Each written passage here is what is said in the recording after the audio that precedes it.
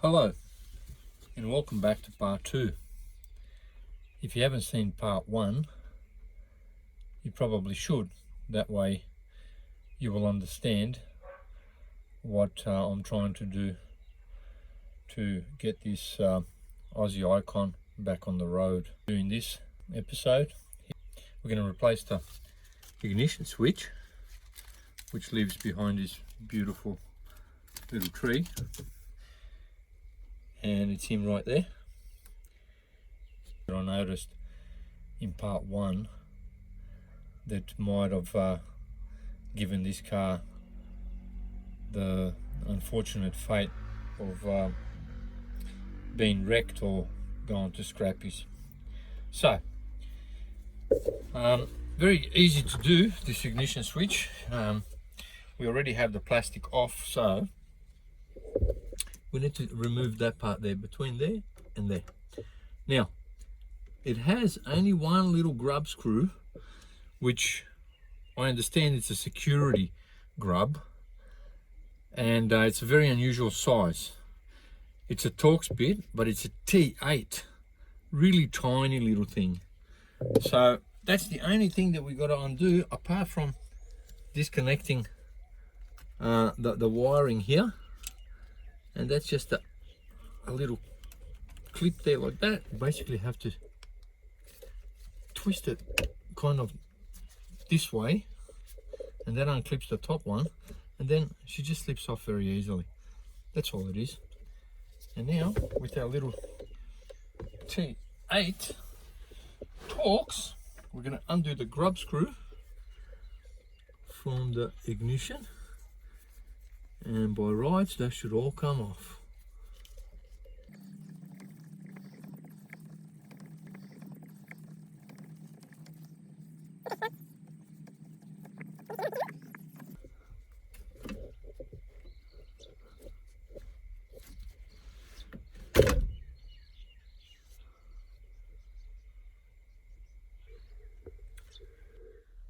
Okay, upon further investigation, I have realized that the actual ignition itself has 2 tabs. There's one there, and the other one comes from the grub screw. Now, in order for this to be done properly, those one pin goes through there, and the other, and the grub screw goes from the other end. Now that goes onto there. In order to fit the new one, this part of the ignition has to be moved. The way to move that is we actually have to take out the ignition barrel in order to do this properly. So without further ado, let's go and take the ignition barrel out so that we can free this part here and install our new ignition switch. The way we remove the ignition switch is there's a hole there where the pick is, and once you turn it to on position, you press that little button. You can hear it clicking, and the ignition is actually moving, and pull the key back, and the whole ignition will come out at once. Now, I'm not sure if I can film that, but I will try. So, all right, let's try like this. Okay, just spin it. There it is. Okay, just leave it like that for now. Now, inside here, inside the ignition, I don't know if the camera can get it, but inside here, right there, if you don't push that little silver thing, the ignition will never go in. So you just get a screwdriver and just push him down. Got to push him down towards the ground. And now when we go to install the ignition barrel, it'll go in there. Right, now let's get back to installing our ignition switch. This is our new ignition switch, brand newy, and should be a very easy procedure.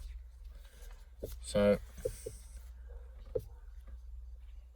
we need to get that little tab that I showed before to go through there, and the grub screw will then screw in from this end. Okay, let's try and do that.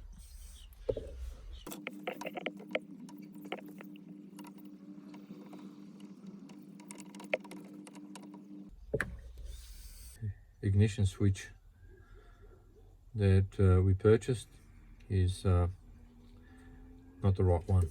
I'll show what I mean. This one is the old one, and that's the new one. It's close, but where the problem comes in is this part here. See, that's a lot smaller than that one, and that one will not fit in our ignition housing, so we won't be able to use it. Now, upon pulling this one apart and trying just to use the housing, which is impossible, I have found that somebody had already replaced the guts in this one, and they did such a good job that they left parts in there. See, a spring that shouldn't be there, and also this little runner, and the spring should go in there like so, and that pushes on the inside of the ignition housing and runs around. All right, now that we've removed that, I have a feeling that the ignition switch is going to operate a lot better and it won't be getting stuck. So we're going to install the old ignition switch in and see how we go with that. All right, let's do it.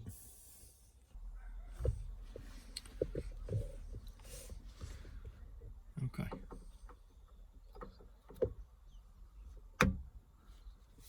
Go. Little T8. Just right there.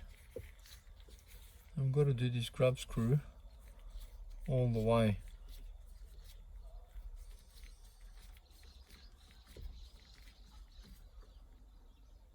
Not super tight, just nip it up. There we go. Okay, plug the ignition back in.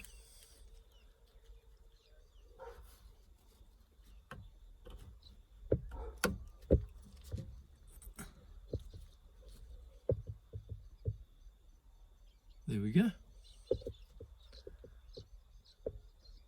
Okay, now we're going to put our ignition barrel back in.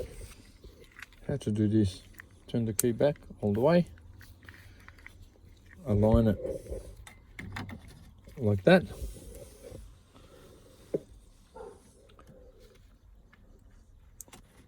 turn it,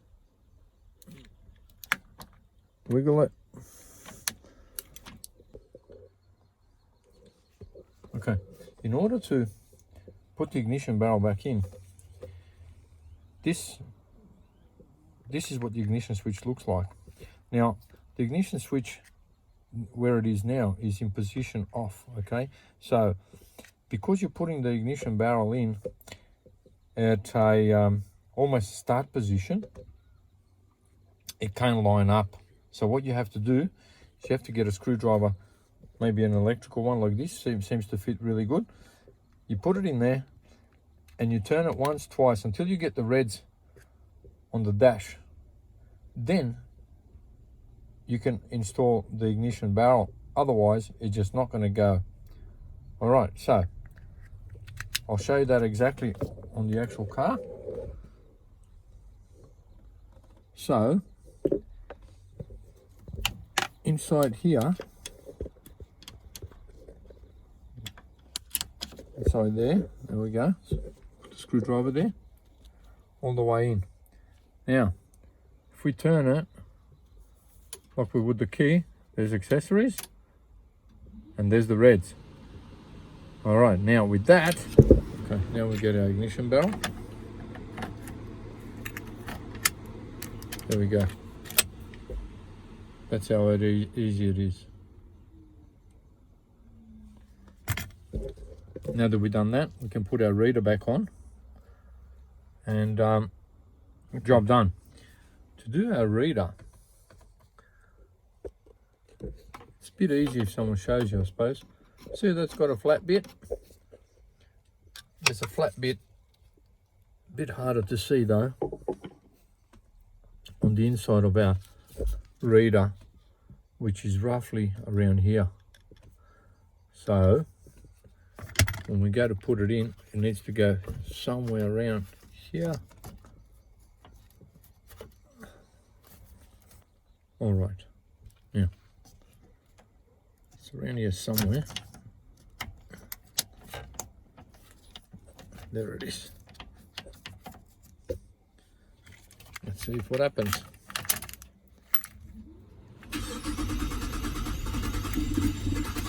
Well, that didn't fix it.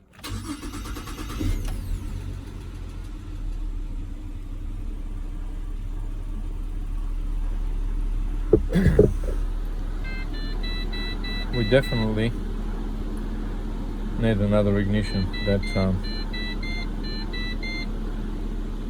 is just no good.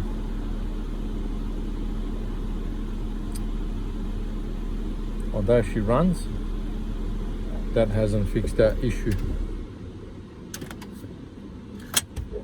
So we're gonna have to buy another ignition.